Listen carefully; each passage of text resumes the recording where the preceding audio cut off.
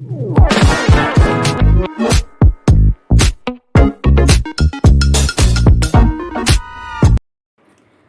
Friends, எல்லோரும் எப்படி இருக்கீங்க?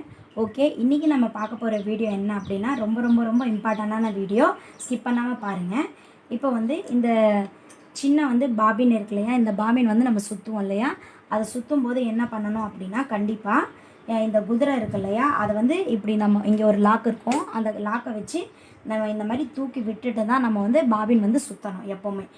அப்புறம் இங்கே ஊசியில் நூல் கோர்த்துருந்தா அதையும் நீங்கள் எடுத்துகிட்டு தான் பாபின் சுற்றணும். ஏன் நம்ம இதை தூக்கிட்டு சுற்றணும் அப்படின்னா, கீழே பார்த்தீங்க அப்படின்னா ஒரு வரி வரியாக புள்ளி புள்ளியாக கோடு கோடாக கொடுத்துருப்பாங்க. அது பேர் பல்ப்ளேட்டுன்னு சொல்லுவோம்.